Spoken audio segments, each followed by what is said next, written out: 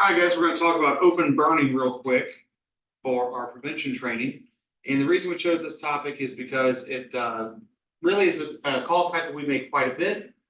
We go on a lot of open burn calls. And as I was starting to prepare for this topic, I started thinking, when was the last time I'd actually had a training on what our open burn laws are? Or do we just kind of leave it up in the air?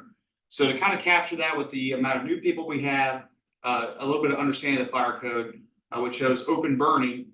Not that it's a major topic, but again, it's a lot of calls for service. It is a code enforcement and prevention training, but at the same time, it's a single unit going out there. And because it's a single engine responding, we want to arm you with the tools necessary to mitigate that incident, to be empowered to make good decisions, and to apply the fire code across the board unilaterally as it's written and as it's intended.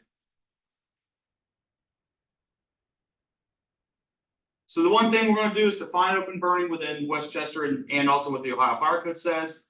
We're going to talk about our parameters for a legal open burn. So what is a legal open burn? And then thusly, like what if it's a legal burn, then what is an illegal burn? What does a non-permitted burn look like?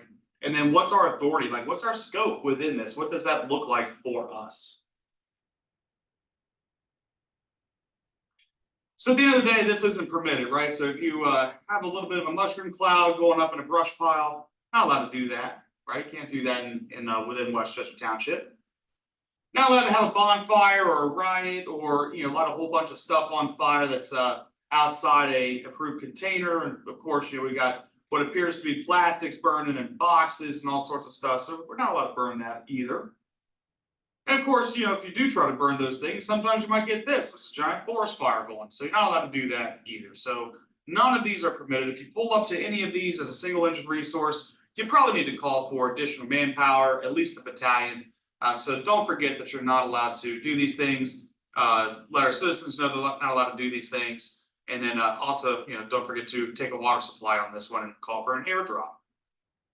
So what is open burning? Well, the EPA sets it out as it's any outdoor fire set that does not vent to a chimney or stack. So if you think about like a chimenea or a small like kettle like that goes out to a chimney, that's not an open burn, right? You're allowed to have that. If you have a fire in a fireplace, even an outdoor fireplace, not an open burn. So this doesn't really apply to that. What we're talking about here are bonfires, campfires, recreational fires around a fire pit, and then obviously brush and debris burning and clearing, which is what generates a lot of our responses. Don't forget that like an open burn isn't always intentional, right? So it often is, right? Someone often goes and sets a fire with the intent to burn their debris, burn leaves, burn some branches, clear their lawn. We understand that happens every single day. You might even do it on your own property, but what happened yesterday doesn't really apply. And when someone calls 911, we have to respond and apply the fire code, again, unilaterally so that everyone's on the same page. Gone are the days of favoritism where, oh, well, it's my buddy's house and it's not that big of a deal. It is a big deal because we're dealing with state law. So we're dealing with open burns and bonfires, campfires, anything that's not into a chimney or a stack. So any really outdoor fire. So what are the requirements for an open burn? So kind of our first step as we arrive on scene, we have to look at these kind of parameters. So what defines an open burn? So a legal open burn has to be 50 feet away from any building. So if you are burning brush or burning things like that, it's got to be 50 feet away from any building. And that includes sheds, that includes, anything that's a structure really, right? So 50 feet away from any building. Now that's eyeballing it, right? We're not asking to go out there with a tape measure and measure this thing off, but it's got to be 50 feet away. Burn pits and recreational fire areas have to be 25 feet away. And then portable outdoor fireplaces like chimeneas and things have to be 15 feet away from the building. So when we're looking at an open burn, like, well, where's it at, right? So if someone's complaining about an open burn, does it meet these requirements? Obviously, these aren't allowed in apartments or multifamily buildings because a spark or an ember from one of these things can go to an adjoining property and then light the entire apartment building on fire. So we do not allow that. So if you get on Wayfair, you could have this beautiful setup, or if any of us retire and take our drop checks or something, maybe you can invest in the neighboring property down the hill and look up at these people. But this would be an example of an outdoor fire pit. So obviously, this is allowed, and we want people to enjoy their outdoor settings. We are not in the business of coming in and doing an aggressive push to get rid of their outdoor patio sets. That is absolutely not the intention of the fire department. However, when people call and complain that, hey, there's this outdoor fire, this is going on, then we have a duty to respond, but we have to evaluate what do we see here. And if we see something like this is totally legal, totally acceptable, and totally within the guidelines of the fire code. Thus, this isn't a problem. However, when we have something like this, well, this is a problem, right? So when we have a fire that's built next to a house, or it goes unintended, or goes unchecked, then these sometimes are the results. So the whole idea behind open burning is to make sure that we do not lead to something catastrophic like this. So what happens if someone calls to complain, right? Well, number one, we're dealing with the Ohio Fire Code, and as such, we are allowed to order any extinguishment. And so within the fire code, you have legal authority under Chapter 3, and it's Ohio Fire Code, the sections 304.7, to order the extinguishment of any fire. So we have very broad applicability and broad scope, really, as defined by law. A lot of code enforcement guys, a lot of our new inspectors don't really get that or understand that, or it's not really taught a lot about in inspector school. But we have a ton of authority under the Ohio Fire Code, quite a bit. And as such, we have the authority to order any extinguishment, and that's in Rule 304.7. In Chapter 1 of the Ohio Fire Code, or Section 104 to be specific, we are authorized to enforce the fire code. So if someone says, well, I just don't want to, well, okay, well, you're violating state law at that point. So we are authorized to enforce the fire code as is written by the State Fire Marshal's Office, and we are duly appointed to do so. So what happens when you have that angry neighbor, right? Get off, I didn't call you, you're trespassing, anything like that. Well, we're not, because again, we have very broad applicability within the fire code. So section 104.11 is we have authority on scene to direct operations. So the fire chief and or their designee, i.e. the company officer, the initial incident commander, however you would define that, we have authority to be on scene and direct operations, period.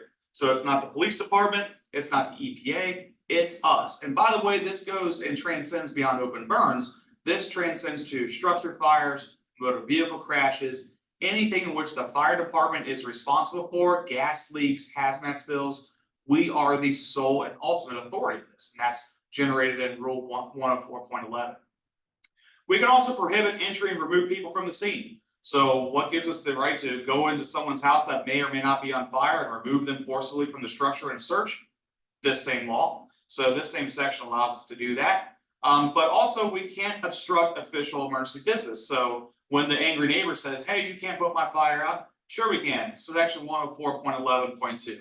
And so if they're trying to prevent you from doing that, then we have the authority to remove them and also to put the fire out. Now, obviously, we do not want that to be the case. We do not want to get into any kind of turf wars or pissing match with any of our citizens. So we try to serve this with a smile, but understand that you do have legal backing to extinguish this fire. We have legal backing to be there. We have legal backing to be on their property because a 911 call has been generated.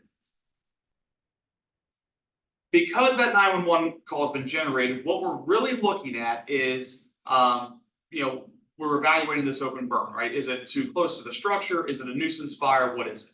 So section 307.1.1 of the fire code talks about prohibited burning. So a lot of times you might get this where we have drought conditions or a red flag warning where, hey, the chance of wildfire is high. And you might say, well, what's the odds of a wildfire in Westchester? Pretty slim. It's probably not a big deal. We've had, a forest fire before, but really not a big deal compared to like states that are on fire. However, when the fire marshal declares that we have atmospheric conditions that prohibit open burning, this is the law that applies. And so when you get a call that, hey, so-and-so is burning, and isn't there a red flag law? There is. And this is the law that we would be enforcing at that point. Also 307.5, so people do an open burn and turn in for the night, they're just letting it smolder, or maybe they're letting it flame out. it has to be constantly attended. So that's section 307.5. And these laws have much larger paragraphs. Again, these are paraphrased down to give you good information. But I highly recommend that anyone goes in and actually looks at these specific statutes and understands what the applicability is to their specific company. So then we get into the nuisance fire, right? So what happens when someone calls 911 and says, hey, there's smoke in my house? And I'll give you a couple examples. So one was a person called 911 because there was a legal open burn. And we got there and we looked at it, and there was 4 kids sitting around a fire pit grilling s'mores. It was 50 feet away from the building. It was constantly attended. It was within an approved fire pit. Is it an open burn? Yes. Is it a cause to extinguish it? Absolutely not.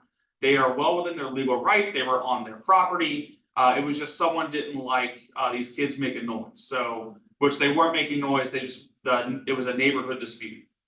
Oftentimes we get thrust into those kinds of environments, and we have to kind of read the room and see, hey, is there a legal authority here or not? In that case, there wasn't. They were doing everything right. Even though this person called and complained, that's not the need of the fire department to order an extinguishment of a couple kids having a fire and roasting s'mores in a legal approved manner. That is 100% allowed. However, if someone calls and they have an open burn, and let's say there's smoke drifting across and into someone's house who has their windows open, that is now what's classified as a nuisance fire based on our fire marshal. So Marshal 70 or Chief Brooks. So if they call and complain about the smoke, by definition of the fire marshal, it's a nuisance fire. And now we're into a kind of a different pathway. Nuisance fires, even when properly constructed, have to be put out. And so again, what gives us the legal authority to do that? Well, it's that we have the right to order any extinguishment. We need to be polite and explain that, hey, you're not burning appropriately. The smoke is drifting into other people's houses. That could be causing shortness of breath. That could be causing other things. And again, oftentimes this is a neighborhood dispute, but we have to apply this law consistently. So by ordering the extinguishment, ordering the fire to be put out, yes, it's annoying, but that's where we are. We didn't start the fire, but we are responsible to make sure that it's extinguished now. We need to make sure that before we leave, we educate on what's supposed to be burned. So when people start burning leaves, especially wet leaves or wet brush or whatever, it should only be burning clean, dried, and seasoned approved wood. And that's, again, through the Ohio EPA. So no trash, no brush, no leaves. They're not supposed to be burning that stuff because of the smoke that it creates, because that starts choking people out, because of asthma, because of allergies, all sorts of kind of different reasons there. But that is the definition of a nuisance fire. So if they call for a nuisance fire, we look at that, we order the extinguishment, even if it meets and falls within the parameters of a legal open burn. At the end of the day, if you have any questions whatsoever, if you're out there, you can call for Marshal 70, you can call for Battalion 70, and they can come out and figure out, is this a thing, right? We can refer this up and down the chain of command.